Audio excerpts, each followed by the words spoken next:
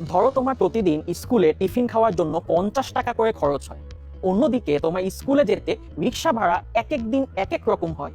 কোনোদিন 30 টাকা, আবার কোনোদিন 40, আবার বিশেষ কোনো কারণে 60 টাকাও খরচ হয়। তাহলে চলো তোমার মোট খরচ কত তা হিসাব করা যাক।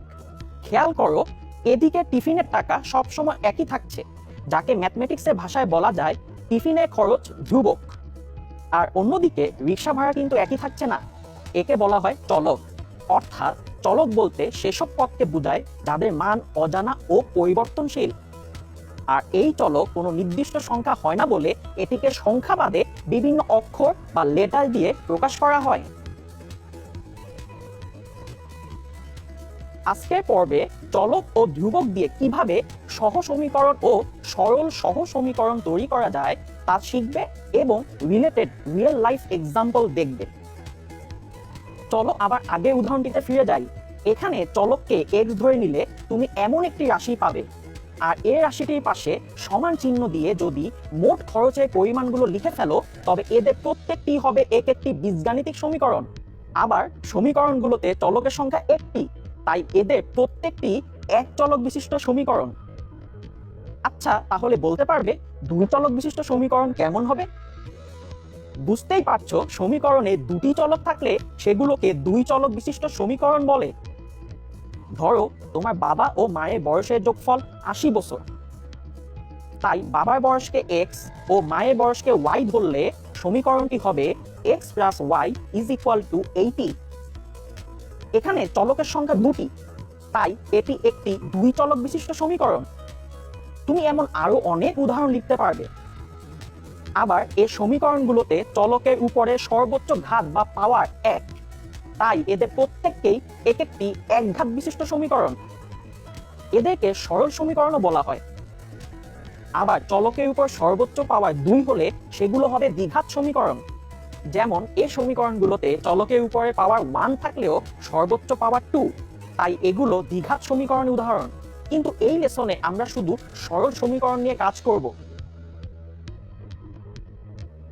আচ্ছা, তুমি কি বলতে পারবে এখানে x ও y এর মান কত হলে এদের যোগফল 7 হবে? x সমান 1 আর y সমান 6 হলে যোগফল 7 পাওয়া যায়। আবার x সমান 2 এবং y সমান 5 যোগ করেও 7 পাবে। এভাবে আরো অনেকগুলো মান হতে পারে। এবার এই ইকুয়েশনটি খেয়াল করো, একইভাবে এখানেও x আর y এর অনেকগুলো মান পাওয়া যায়। কিন্তু যদি এই দুই ইকুয়েশন একসাথে রেখে বলি যে x আর y এর এমন মান বসাতে হবে যাতে দুটি সমীকরণই স্যাটিসফাই বা সিদ্ধ করে, তাহলে কি চিন্তায় পড়ে গেলে? প্রথমে দুটি সমীকরণই যে মানগুলো দিয়ে স্যাটিসফাই করে সেগুলো এভাবে আলাদা করে বের করে নাও। একটু খেয়াল করলে দেখবে x সমান 6 আর y সমান 1 বসালে ইকুয়েশন দুটি একই সাথে সঠিক হয়। কিন্তু বাকি যে কোনো x ও y এর মানের জন্য একটি ইকুয়েশন সঠিক হলেও পরের ইকুয়েশনটি সঠিক হয় না। অর্থাৎ শর্ত অনুযায়ী x ইকুয়ালস টু 6 এবং y ইকুয়ালস টু 1 হবে। যেহেতু একই মান দিয়ে দুটি ভিন্ন সমীকরণ প্রমাণ করা যায়, তাই এই সমীকরণগুলোকে একসাথে সহজ সমীকরণ বলে। আর চলকগুলোর ঘাত 1 হওয়ায় এদেরকে সরল সহজ সমীকরণ বলে। মজার ব্যাপার হলো, সরল সহজ সমীকরণের ধারণা থেকে তুমি বাস্তব জীবনে অনেক সমস্যার সমাধান করতে পারবে। একটু আগে দেখে আসা তোমার বাবা মায়ের বয়সের সমস্যাটি নিশ্চয়ই মনে আছে, যেখানে বাবা ও মায়ের বয়সের যোগফলের ইনফরমেশন থেকে তুমি এমন একটি ইকুয়েশন পেয়েছিলে। এখন তোমাকে যদি বলা হয় বাবা ও মায়ের বয়সের বিয়োগফল 4 বছর, তাহলে তুমি নিশ্চয়ই একইভাবে এই ইনফরমেশন থেকে লিখতে পারবে x minus y equals to 4। অর্থাৎ তুমি এখান থেকে দুটি শর্ত পাও, যাদেরকে এভাবে সমীকরণ আকারে লিখে ফেলা যায়, আর এদেরকেই একসাথে সরল সহজ সমীকরণ বলা হয়। এবার এই ইনফরমেশন গুলোকে খেয়াল করো, যেখানে 2 অঙ্ক বিশিষ্ট সংখ্যার কথা বলা হয়েছে। এখান থেকে শর্ত বের করবার আগে একটি বেসিক আইডিয়া ক্লিয়ার করে নেওয়া যাক। ধরো 53 একটি 2 অঙ্ক বিশিষ্ট সংখ্যা, যার একক স্থানীয় অঙ্ক 3 এবং দশক স্থানীয় অঙ্ক 5। 53 কে তুমি 3 প্লাস 10 ইন্টু 5 হিসেবে লিখতে পারো। একইভাবে যে কোনো দুই অঙ্ক বিশিষ্ট সংখ্যাকে তুমি এভাবে লিখে ফেলতে পারবে। তাহলে একক স্থানীয় অঙ্ক x এবং দশক স্থানীয় অঙ্ক y হলে y কে 10 দিয়ে গুণ করে x এর সাথে যোগ করে দিলেই সংখ্যাটি পাওয়া যাবে। এবার শর্ত দুটিকে আলাদা করে ফেলো।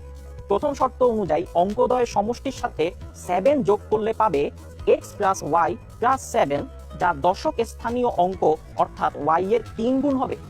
আবার দ্বিতীয় শর্ত অনুযায়ী সংখ্যাটি থেকে 18 বাদ দিলে পাওয়া যায় x প্লাস 10y মাইনাস 18, যার ফলে অঙ্ক দুটি স্থান পরিবর্তন করবে, অর্থাৎ সংখ্যাটিতে x এর জায়গায় y এবং y এর জায়গায় x বসবে। ব্যাস, হয়ে গেল সমীকরণ গঠন। চলো আরো একটি উদাহরণ দেখা যাক। ধরো তোমাকে এমন দুটি ইনফরমেশন দেওয়া হলো। মনে রাখবে তোমার প্রথম কাজ হচ্ছে চলক ধরে নেওয়া। যেহেতু এদিকে ভগ্নাংশের লব ও হর রিলেটেড ইনফরমেশন দেওয়া আছে, তাই লবকে x এবং হরকে y ধরে ফেলো। তাহলে এমন একটি ভগ্নাংশ পাওয়া যাবে যেখানে হর y কখনো শূন্য হবে না। এবার নিজেই সমীকরণ গঠন করার চেষ্টা করে দেখো তো। কি চিন্তায় পড়ে গেলে? আচ্ছা, একটু সহজ করে দেই। এই অংশটুকুকে প্রথম শর্ত এবং এইটিকে দ্বিতীয় শর্ত ধরে নাও। এখন নিশ্চয়ই শর্ত দুটি কাজে লাগিয়ে ইজিলি সমীকরণ গঠন করতে পেরেছো। স্ক্রিন পজ করে অবশ্যই মিলিয়ে নিবে। এভাবে বাস্তব সমস্যাগুলো থেকে সহ সমীকরণ গঠন করে অজানা চলকের মান বের করতে পারলেই পেয়ে যাবে সমাধান। সহ সমীকরণের সমাধানের মজার সব টেকনিক নিয়ে দেখা হবে পরের লেসনে। সে পর্যন্ত ভালো থেকো।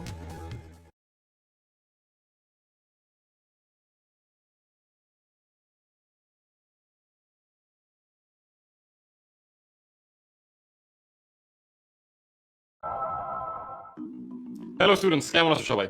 এই পর্বে আমরা প্রতিস্থাপন ও আর গুণন পদ্ধতিতে দুই চলক বিশিষ্ট সমীকরণ সমাধান করা শিখব। তাহলে চলো শুরু করা যাক। মনে করো জেরিন গোমেজ ক্লাস 8-এ সেকেন্ড ছিল আর তার বন্ধু সৌভিক রায় ছিল ফার্স্ট। কিন্তু ক্লাস 9-এ জেরিন ফার্স্ট হয়ে গেল আর সৌভিক হয়ে গেল সেকেন্ড। তাহলে তাদের মধ্যে রোল নাম্বার অদল বদল হয়ে গেল। এই ঘটনাকেই বলা হয় প্রতিস্থাপন। অর্থাৎ প্রতিস্থাপন পদ্ধতিতে একটি সমীকরণ থেকে চলকের মান বের করে অন্য সমীকরণে ওই চলকের স্থানে বসিয়ে দেওয়া হয়। প্রথমেই সমাধান করার জন্য যে সমীকরণ দুটি নেওয়া হয়েছে তাদেরকে সমীকরণ 1 ও 2 ধরে নিব। x এর মান বের করার জন্য x বাদে বাকি অংশ অর্থাৎ 3y কে অন্য পাশে নিয়ে যাই। মনে রাখবে যার মান বের করতে হবে তা ছাড়া বাকি সব অন্য পাশে নিয়ে আসতে হবে। এবার 7 কে ভাগ আকারে নিয়ে আসি। তাহলে x এর মান পেয়ে যাচ্ছি, যাকে 3 নং সমীকরণ ধরবো। চাইলে আমরা y এর মান বের করেও সমাধান করতে পারতাম, সেক্ষেত্রেও আনসার একই আসতো। যেহেতু x এর মান 1 নং সমীকরণ থেকে বের করেছি, তাই 2 নং সমীকরণে x এর মান বসাবো। যদি 1 নং সমীকরণে এই মান বসাতাম তাহলে 0 = 0 হয়ে যেত। এখন গুণ করে লসাগু করলে মান পাওয়া যায় 279 - 8y/7। এখানেও যেহেতু y এর মান বের করব, তাই y বাদে বাকি সব অন্য পাশে নিয়ে আসবো। এজন্য 7 দিয়ে গুণ করি আর 279 কে ডান পাশে নিয়ে আসি। এবার ক্যালকুলেশন করলে মান আসবে y = -1। লাস্ট স্টেপে y এর মান 3 নং সমীকরণে বসাতে হবে। এখন y = -1 3 নং সমীকরণে বসিয়ে পাই x = 4। তাহলে সমীকরণ জোটের সমাধান হবে 4, -1। চলো আরো একটি সমীকরণ জোট প্রতিস্থাপন পদ্ধতিতে সমাধান করি। প্রথমে y এর মান বের করার জন্য y যুক্ত পদ বাদে বাকি অংশ অন্য পাশে নিয়ে আসি। এখন লসাগু করে পাই 2a - x/a। এরপর আর গুণন করে পাই y = 2ab - bx/a। 1 নং সমীকরণ থেকে যেহেতু y এর মান বের করেছি, তাই 2 নং সমীকরণে y এর মান বসাই। বামে ক্যালকুলেশন করলে পাবে a² x + 2ab² - b² x/a। এখন x যুক্ত টার্মগুলো বাদ দিয়ে বাকি অংশ অন্য পাশে নিয়ে আসি। তারপর ক্যালকুলেট করলে পাওয়া যাবে a³ - ab²। এখন বামে x এবং ডানে a কমন নেই। a² - b² দিয়ে কাটাকাটি করে পাই x = a। এবার 3 নং সমীকরণে x = a বসাই এবং ক্যালকুলেশন করে পাই y = b। তাহলে সমীকরণ জোটের সমাধান হবে a, b। অন্যান্য পদ্ধতির সময় সমীকরণকে একটি নির্দিষ্ট ফরম্যাটে সাজানো না লাগলেও আর গুণন পদ্ধতিতে সমীকরণগুলোকে একটি নির্দিষ্ট ফরম্যাটে সাজিয়ে নিতে হবে। ফরম্যাটটি দেখতে হবে এরকম, যেখানে ডান পাশে যাই থাকুক না কেন তাকে 0 বানিয়ে নিতে হবে। যেমন এই সমীকরণটির ফরম্যাট ঠিক করার জন্য 15কে অন্য পাশে নিয়ে আসতে হবে, যেখানে 2 x এর সহগ, 3 y এর সহগ এবং -15 ধ্রুবক। যেহেতু এটি প্রথম সমীকরণ, তাই আগের দেখানো ফরম্যাটের সাথে তুলনা করে পাই a1 এর মান 2, b1 3 এবং c1 -15। আবার এই সমীকরণের ক্ষেত্রে ফরম্যাট ঠিক করার জন্য -3কে অন্য পাশে নিয়ে এসে x ও y কে সাজিয়ে লিখতে হবে, যেখানে -1/a x এর সহগ, 1/b y এর সহগ এবং 3 ধ্রুবক। এটি দ্বিতীয় সমীকরণ হওয়ায় আগের দেখানো ফরম্যাটের সাথে তুলনা করলে পাই a2 এর মান -1/a, b2 1/b এবং c2 3। এখন x এর মান বের করার জন্য এভাবে একটি ভগ্নাংশ নেই যার লব x। যেহেতু x এর মান বের করছি, তাই ইকুয়েশন দুটির x যুক্ত পদগুলো ঢেকে দিব। তাহলে ভগ্নাংশটির হর বের করার জন্য উপর থেকে নিচের সহগের আর গুণন, তারপর মাইনাস, দেন নিচ থেকে উপরের সহগের আর গুণন করে পাবো b1c2 b2c1। এখন y এর মান বের করার জন্য -y লিখি ও y যুক্ত পদগুলো ঢেকে দেই। মনে রাখবে এটা সবসময় মাইনাস হবে। সিমিলারলি আগের নিয়মে আর গুণন করলে পাবো a1c2 a2c1। সব শেষে ধ্রুবকের মান বের করার জন্য প্রথমে 1 নেই এবং ধ্রুবকগুলো ঢেকে দেই। খেয়াল রাখবে অলওয়েজ এই ধ্রুবকের মান বের করার জন্য 1 নিতে হবে। এবারও সেম নিয়মে উপরে নিচে আর গুণন করলে পাবো a1b2 a2b1। সবশেষে মাঝের ভগ্নাংশটিকে -1 দিয়ে গুণ করি। তাহলে এটি আর গুণনের সূত্র। এবার চলো সূত্র ব্যবহার করে একটি ম্যাথ করি। প্রথমে সমীকরণ দুটি নাম্বারিং করি। এখন সমীকরণগুলোকে নির্দিষ্ট ফরম্যাটে সাজিয়ে লিখি এভাবে। সাজিয়ে নেওয়া 3 নং সমীকরণ থেকে a1, b1 এবং c1 এর মান বের করি। একইভাবে 4 নং সমীকরণ থেকে a2, b2 আর c2 এর মান বের করি। এবার আর গুণনের এই সূত্র, যেটা তোমরা একটু আগে দেখেছো, সেখানে a1, a2, b1, b2, c1 এবং c2 বসিয়ে দেই। ক্যালকুলেশন করে পাওয়া যায় x by -21 equals to y by -14 equals to 1 by -7। Minus সরানোর জন্য সবগুলো ভগ্নাংশকে মাইনাস দিয়ে গুণ করি। তাহলে x এর মান বের করার জন্য চলকবিহীন এই ভগ্নাংশের সাথে ইকুয়েশন তৈরি করে নিতে হবে। এবারে আর গুণন করে কাটাকাটি করলে পাই x equals to 3। Similarly y এর মান বের করার জন্য ইকুয়েশন তৈরি করে নিই এবং আর গুণন করে কাটাকাটি করে পাই y equals to 2। সুতরাং সমীকরণ জোটটির সমাধান 3, 2। তাহলে এই পর্বে আমরা প্রতিস্থাপন ও আর গুণন পদ্ধতিতে দুই চলক বিশিষ্ট সমীকরণের সমাধান শিখে নিলাম।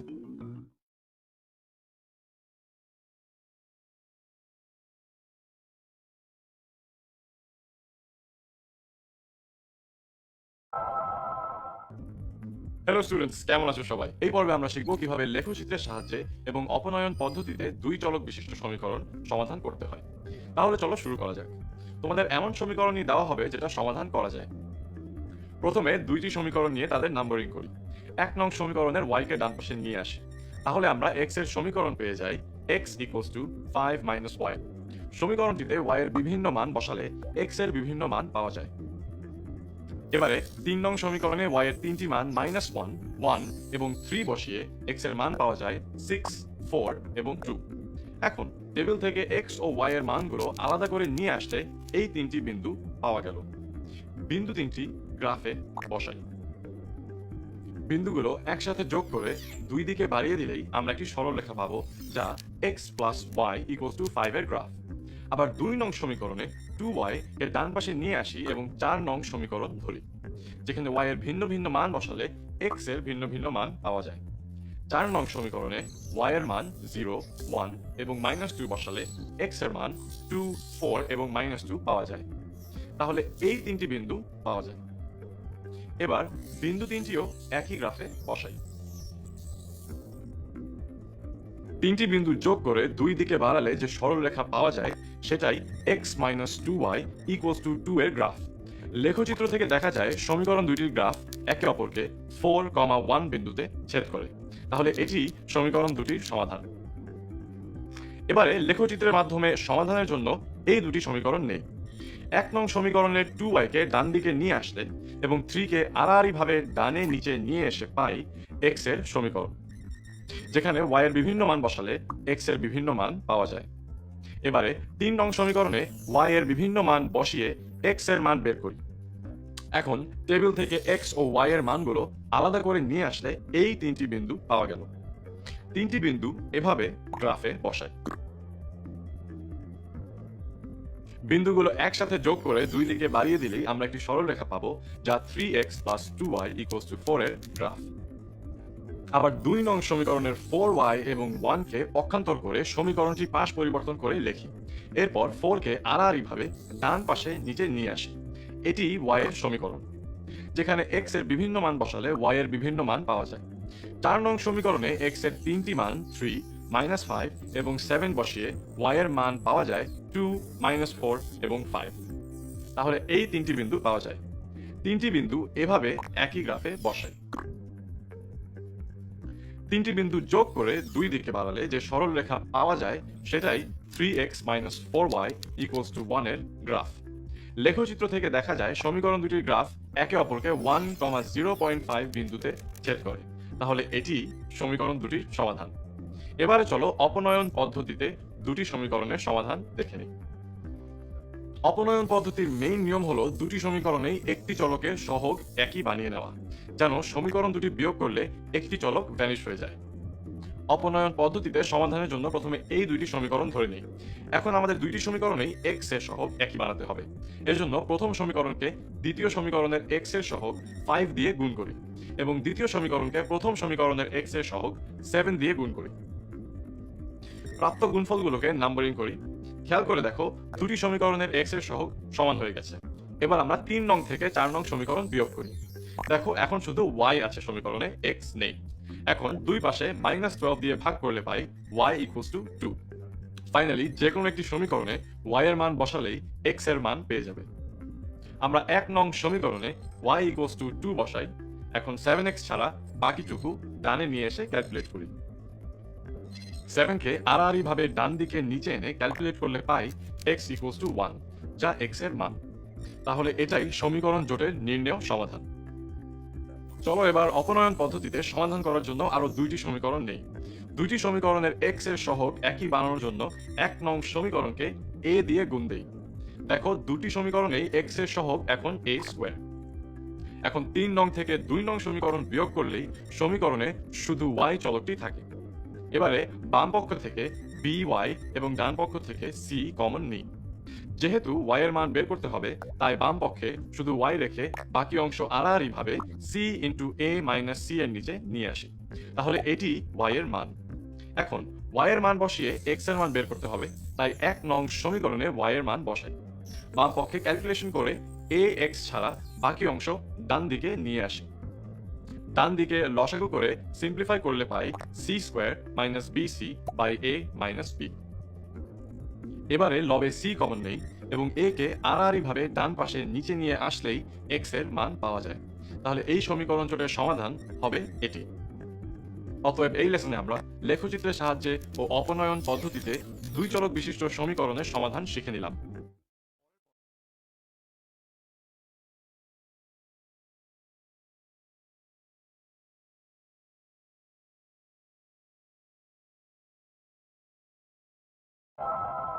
এই পর্বে আমরা দেখব বইয়ের ইম্পর্টেন্ট ম্যাথস থেকে কিভাবে দুই চলক বিশিষ্ট সমীকরণের সমাধানের মাধ্যমে রিয়েল লাইফ প্রবলেম সলভ করা যায়।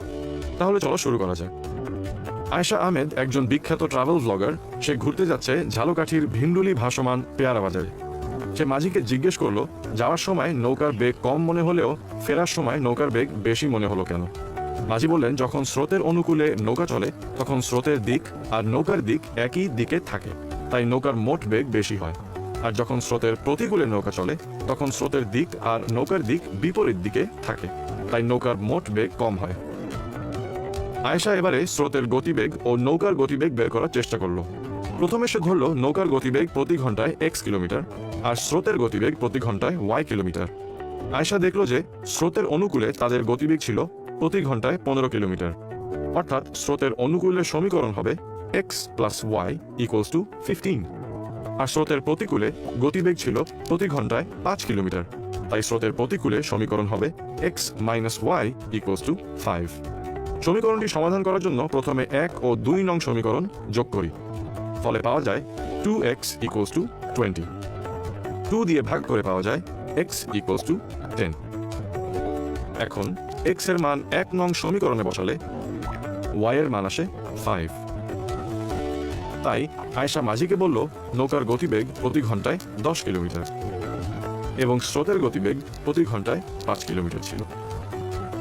এবার চলো 2 যমজ বোনের গল্প শুনে আসি। আনা মগিনী আর আনুচি মগিনী 2 যমজ বোন বাংলাদেশ অনূর্ধ্ব 17 দলের হয়ে মাঠে নেমেছে। দর্শক সারিতে বসে তাদের মা ভাবছে আজ তার বয়স 2 মেয়ের বয়সের যোগফলের 1.5 গুণ। কিন্তু আজ থেকে 5 বছর আগে যখন তার বয়স 2 মেয়ের বয়সের যোগফলের দ্বিগুণ ছিল, তখন সে স্বপ্ন দেখেছিল তার মেয়েরা বাংলাদেশ ফুটবল টিমে খেলবে। চলো মা ও 2 মেয়ের বয়স বের করি। 2 মেয়ের বয়স বের করার জন্য ধরি তাদের বর্তমান মোট বয়স x বছর আর মায়ের বয়স y বছর। বর্তমানে মায়ের বয়স তাদের বয়সের সমষ্টির 1.5 গুণ বলে মায়ের বয়স হবে 1.5x। তাহলে শর্ত মতে সমীকরণটি হবে y ইকুয়ালস টু 1.5x। 5 বছর পূর্বে একজন মেয়ের বয়স 5 বছর কম ছিল, তাহলে 2 বোনের মোট বয়স 5 গুণ 2 সমান 10 বছর কম ছিল। অর্থাৎ 5 বছর পূর্বে মেয়েদের বয়সের যোগফল ছিল x মাইনাস 10 বছর। আবার 5 বছর পূর্বে মায়ের বয়স ছিল y মাইনাস 5 বছর। এখন 5 বছর পূর্বে মায়ের বয়স মেয়েদের বয়সের দ্বিগুণ ছিল বলে সমীকরণটি হবে 2 into x minus 10 equals to y minus 5।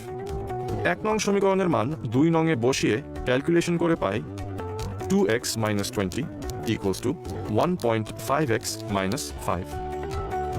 Side change করে ক্যালকুলেট করে পাই 0.5x ইকুয়ালস টু 15। ভাগ করলে আসবে x ইকুয়ালস টু 30। x যেহেতু 2 জনের বয়সের যোগফল ছিল আর তারা যমজ বোন, তাই তাদের প্রত্যেকের বয়স হবে 30/2 সমান 15 বছর। আবার x এর মান 1 নং সমীকরণে বসিয়ে পাই মায়ের বয়স 45 বছর। তাহলে প্রত্যেক বোনের বয়স বর্তমানে 15 বছর এবং মায়ের বয়স 45 বছর। সুস্মিতা ভৌমিক একজন গ্রাফিক ডিজাইনার, যিনি ঘরে বসে বিদেশি একটি প্রতিষ্ঠানে জব করেন, যার বেতন প্রতি বছর বৃদ্ধি পায়। দেখা যায় 4 বছর পর তার বেতন হয় 60,000 টাকা আর 6 বছর পর তার বেতন হয় 70,000 টাকা। চাকরির শুরুতে তার বেতন কত ছিল ও বার্ষিক কি পরিমাণ বেতন বৃদ্ধি পেয়েছে তা বের করি চলো। শুরুতে ধরে নেই তার প্রথম বছরের বেতন x টাকা আর প্রতি বছর বেতন বৃদ্ধি পায় y টাকা। তাহলে 4 বছরে তার বেতন বৃদ্ধি পাবে 4 ইন্টু y টাকা। অর্থাৎ 4 বছর শেষে মোট বেতন হবে x প্লাস 4y, যার মান হবে 60,000 টাকা। একইভাবে 6 বছর পর তার মোট বেতন হবে x প্লাস 6y, যেটা সমান হবে 70,000। এবার 2 নং সমীকরণ থেকে 1 নং সমীকরণ বিয়োগ করে পাই 2y ইকুয়ালস টু 10,000। 2 দিয়ে ভাগ করে পাই y ইকুয়ালস টু 5,000। এখন y এর মান 1 নং সমীকরণে বসিয়ে ক্যালকুলেট করে পাই x ইকুয়ালস টু 40,000। তাহলে সুস্মিতার প্রথম বছরের বেতন ছিল 40,000 টাকা আর প্রতি বছরে বেতন বৃদ্ধি পেয়েছে 5,000 টাকা করে। তাহলে আজ আমরা দেখলাম 2 চলক বিশিষ্ট সমীকরণের সমাধান করে কিভাবে রিয়েল লাইফ প্রবলেম সলভ করা যায়। এরকম আরও ম্যাথের সমাধান আমাদের প্রবলেম সলভিং ভিডিওতে দেখতে পারবে, সেখানে আবার দেখা হবে।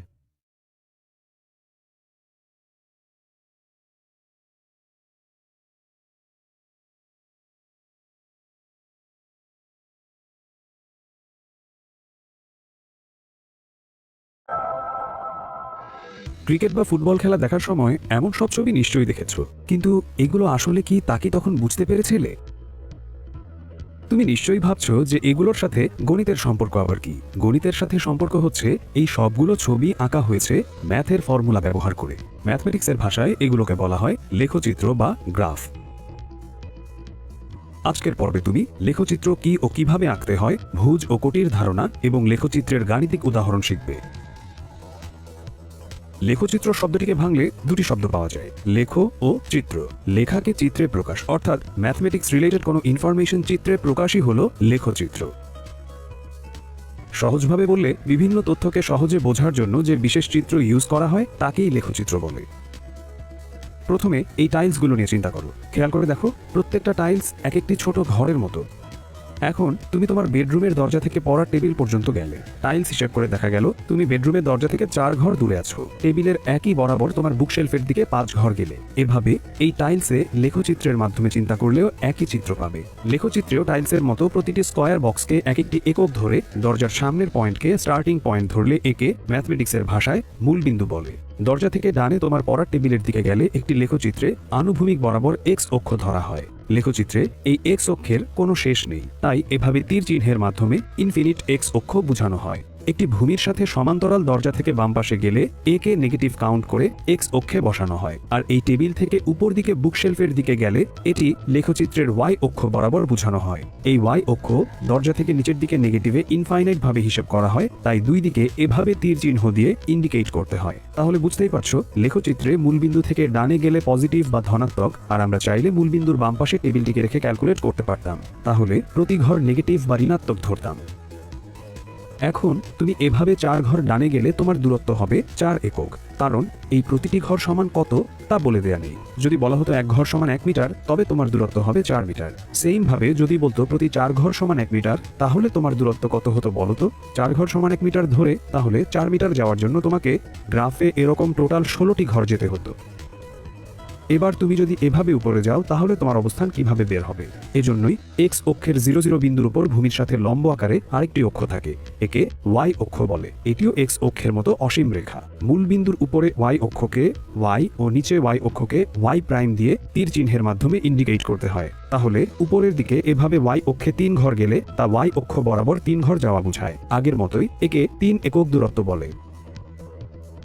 মূলবিন্দু থেকে এক্স অক্ষ বরাবর ও ওয়াই অক্ষ বরাবর এই দুই দূরত্বকে এভাবে লিখে প্রকাশ করা হয়। একে একটি বিন্দুর স্থানাঙ্ক ব্যবস্থা বলে। এক্স অক্ষ বরাবর যে দূরত্ব পেয়েছিলাম তাকে এই স্থানাঙ্ক ব্যবস্থার ভুজ বলা হয়। ভুজ মানে হলো ওয়াই অক্ষ থেকে বিন্দুটি লম্বভাবে যে দূরত্বে থাকে। আর এভাবে ওয়াই অক্ষ বরাবর যে দূরত্ব পাওয়া যায় তাকে কোটি বলে। অর্থাৎ একটি বিন্দু এক্স অক্ষ থেকে লম্বভাবে যে দূরত্বে আছে তাকে বিন্দুটির কোটি বলে।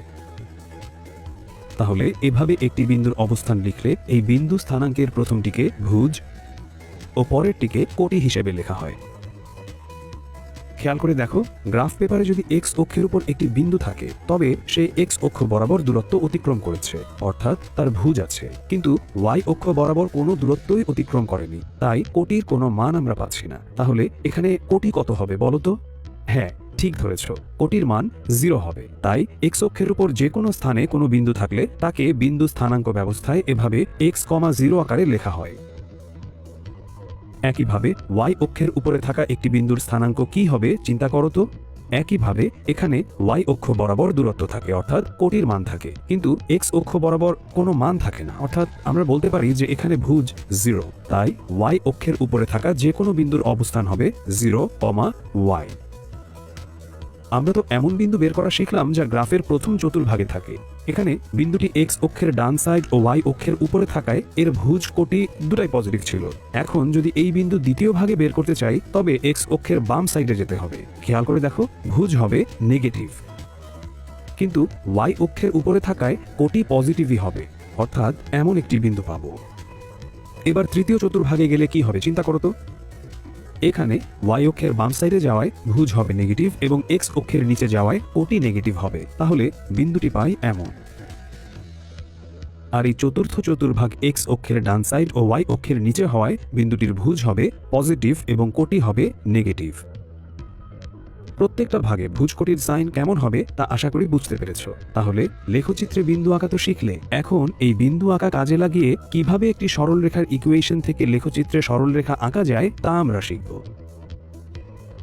ধরো এই সরলরেখার সমীকরণের জন্য তোমাকে লেখচিত্রে সরলরেখা আঁকতে বলা হলো এরকম একটা সমীকরণকে। এভাবে ওয়াইকে বাম পাশে রেখে বাকি সবগুলোকে ডান পাশে নিয়ে লিখতে হবে। এই সমীকরণে দেখতে পাচ্ছ যে এক্স এর বিভিন্ন মান বসালে ওয়াই এর বিভিন্ন মান পাওয়া যায়। তাই এভাবে ছক আকারে এক্স এর এমন ভিন্ন ভিন্ন মানের জন্য ওয়াই এর এমন ভিন্ন ভিন্ন মান বের করি। এক্স ও ওয়াই এই মানগুলোই এক একটি বিন্দুর স্থানাঙ্ক, যেখানে এক্স এর মানগুলো ভুজ আর ওয়াই এর মানগুলো কোটি। প্রথম বিন্দুটির ভুজ নেগেটিভ ও কোটি পজিটিভ হওয়ায় তা এই দ্বিতীয় চতুর্ভাগে বসবে। একইভাবে দ্বিতীয় বিন্দুও এভাবে দ্বিতীয় চতুর্ভাগে বসবে। তাহলে বাকি বিন্দুগুলো কোথায় বসবে বলতে পারো? ঠিক ধরেছ, অন্য বিন্দুগুলি প্রথম চতুর্ভাগে বসবে। এবার বিন্দুগুলোকে একটি স্কেলের সাহায্যে যোগ করে দুই দিকে বাড়ালে একটি সরল রেখা পাওয়া যায়। এটাই এই সমীকরণটির লেখচিত্র। তাহলে তুমি শিখলে কিভাবে একটি সরল রেখার সমীকরণ থেকে তার লেখচিত্র আঁকতে হয়। আজ এই পর্যন্তই। আশা করি এখন থেকে খুব সহজেই লেখচিত্র আঁকতে পারবে। আবার দেখা হবে, সে পর্যন্ত ভালো থেকো।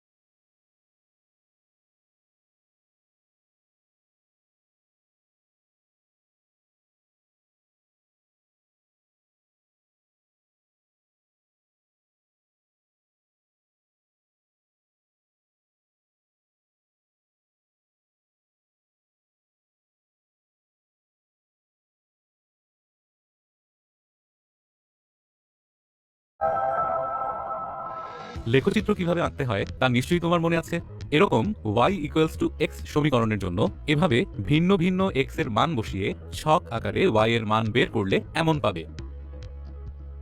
এখানে x স্বাধীন চলক ও y অধীন চলক, তাই x এর মান স্বাধীনভাবে নিতে পারবো। যেখানে x এর মানগুলো ভুজ এবং y এর মানগুলো হলো কোটি, তাহলে প্রথম বিন্দুর স্থানাঙ্ক পাই -2 -2। একইভাবে বাকি বিন্দুগুলির স্থানাঙ্ক পাবে এমন, যা লেখচিত্রে বসালে এমন পাওয়া যাবে।